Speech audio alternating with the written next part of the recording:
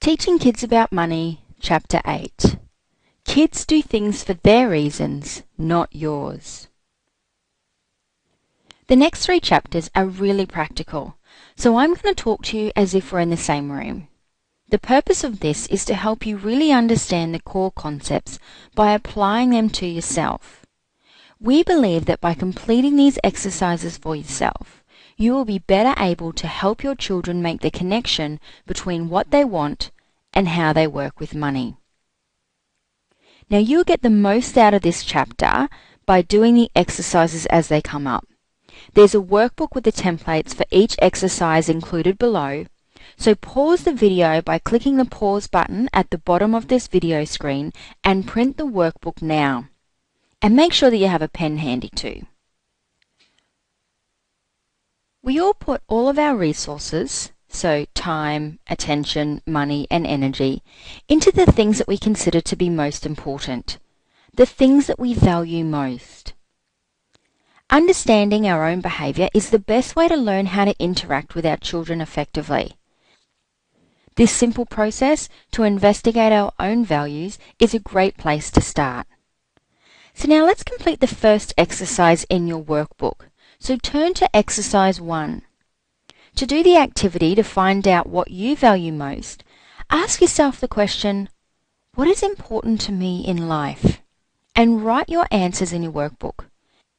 Write them as single words or phrases, however they pop into your mind, and keep each answer short. All of your answers are perfect for you at this time. In this quiz, you'll always give the right answers. So keep asking yourself the question until you feel that you have them all. So in a moment, click on the pause button and complete the exercise now. Once you have them all written, press play to continue. So click pause now. So, now you feel that you have the complete list, ask yourself again, what is important to me in life? And this time, sit quietly and see what else comes to mind. Give yourself a couple of minutes, as often the best ideas take a while to come forward. So click pause again and add them to your exercise 1 list. Now you have thought of all the extras that have come to mind, ask yourself the question a 3rd time and sit quietly. Go way past your comfort zone and really check if there's anything else that is really important to you. Then add these things to the list as well. It's amazing how many people have never been asked this question and how many are surprised by what answers pop in their mind when they are past the expected or obvious answers. So click pause again now and add your new gems. Great work.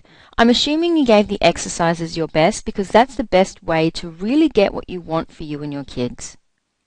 We're going to come back to your list in a short while now. So let's continue. Dictionary definitions of values describe them as being a person's standard of behaviour that they judge as being right, desirable or important. Values drive our lives and they determine where and how we allocate our finite resources of time, energy and money.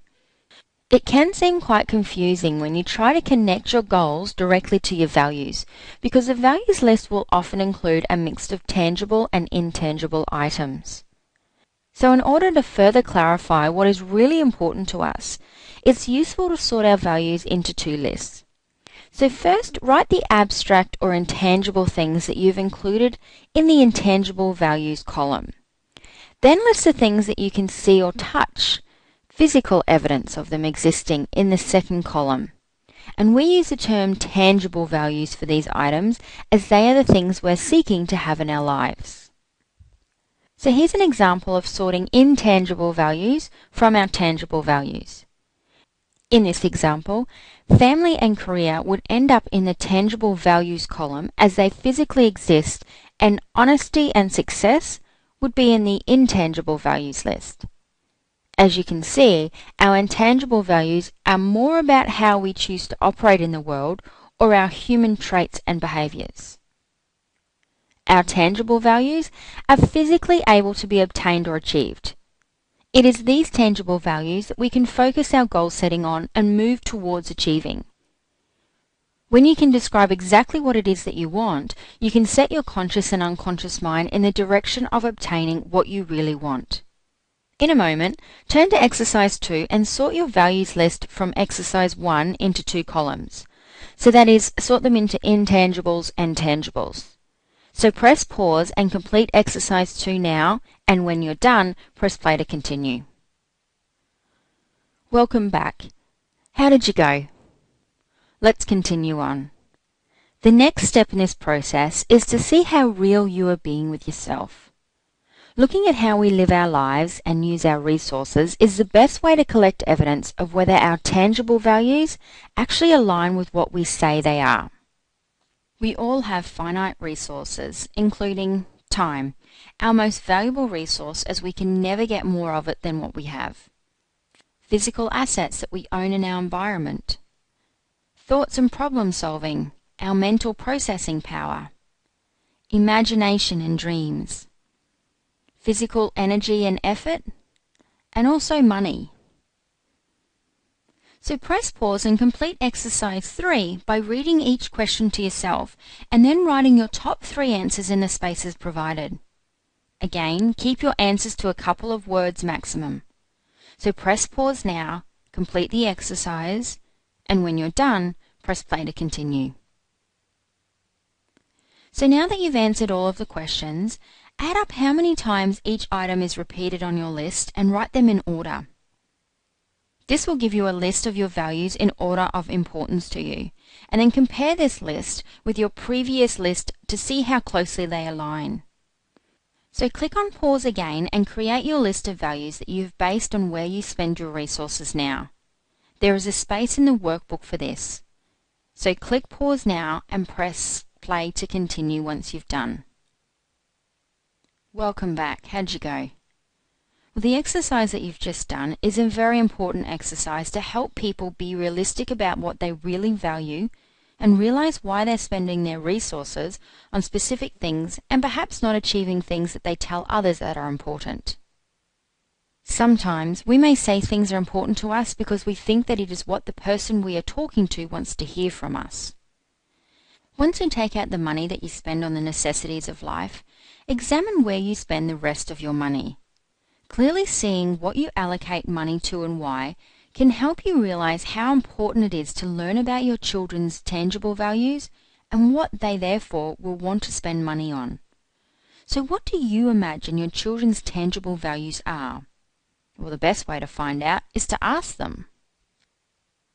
Children are less likely to talk in abstract terms, so simply use the table in exercise 4 of your workbook to fill in their answers for their tangible values. Just sit them down in a quiet moment and ask them each of the questions and fill in their answers as they reply. Once they have answered all of the questions with you, calculate how many times they mentioned each thing and help them rewrite their list in order of importance to them. If your children are at home, it is best to actually ask them to do the exercise with you before finishing the rest of this section. If they're not available, then please do the exercise with them as soon as possible. You'll be amazed at some of their answers. So go ahead and press pause and complete exercise 4 with your children. And when you're both done, press play to continue. You will no doubt get very different answers from your children at different ages. It's worthwhile to write your children's name and the date down when you actually did this exercise with them. That way, you can redo the exercise each year or two and see how their values change as they age. You no doubt can remember things when you were very young that were really important to you that are no longer important. I'm sure there are some embarrassing photos in your family albums as evidence of some of the trends that you lived through and identities that you created for yourself in your teens and 20s. Imagine celebrating your child's 18th birthday and being able to share with all their friends and family what they thought was really important when they were 4. Knowing and understanding your children's tangible values provide you with the opportunity to learn to communicate with your children through what they really want and create high-quality family relationships. If having money or a related answer doesn't come up for them, then chances are they don't understand what it really is yet, and you have taken a step in the right direction to change that. If they mention buying or owning specific things, ask them what having each thing means to them to find out more about their thinking. It is also informative to consider which of your children's answers are similar to your answers and which are similar to someone else's that they have in their lives. This process can reveal some clues to you as who else they are modelling. What you are investigating here is you and your children's values. Values drive everything that we do. Have you ever noticed that as soon as your bills for living expenses become uncomfortably large, you stop spending your money on stuff? It's not because you no longer want to buy things. It's more likely because you and your family's security may be under threat. You value having the security of somewhere to live and food on the table highly, and therefore choose to put your money there rather than into buying a new television or another toy. So the big question here is, how do we help our children see importance in what we consider to be important? Well, the answer is to help them realize how helping you get what you want will help them get what they want. After all, that's pretty much how all positive interactions work, isn't it? Parents all want their children to be safe, secure, happy, and healthy. Most parents want their children to have better lives than they had growing up. They see having money as an important aspect of being able to provide this environment for their children, yet many often struggle to teach their children good money management. Some parents think kids should be kids and see thinking about money as a bad thing that kids shouldn't have to do until they're adults. If you fall into this category, please consider where you learned about money and what the effect will be on your children if they grow up thinking it's bad to think about or focus on money. We invite you to consider changing your own thinking by really examining it and then consider selecting new empowering thoughts around money that will be good for your children to adopt from you.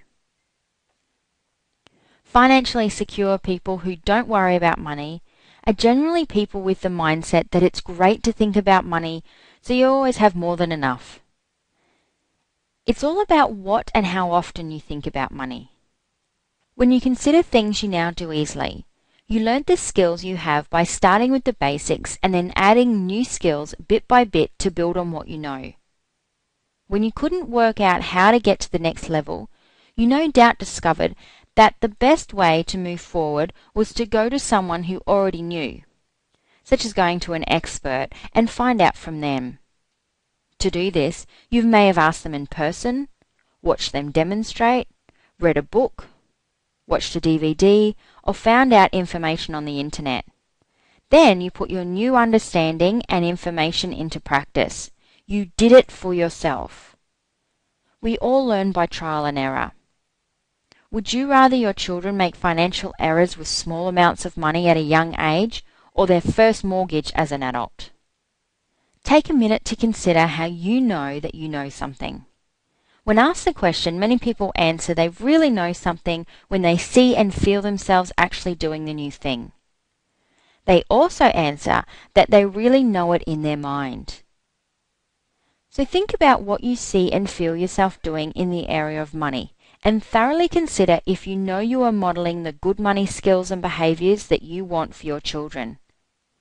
Think about what your children see you do and say around money throughout the week. A great question to ask yourself is, who has great thoughts and actions in the area of money, and how can I access their expertise to changing my thinking so I become an expert for my children to model? Remember, you can't teach anyone anything, and no one likes to be told what to do. Learning happens inside one's brain. You can't learn for them. They have to choose to learn. As a parent, you model and offer information and wisdom. Your children decide whether to do what you do and to learn information that you offer or not. Remember, in your kids' world, it's all about them.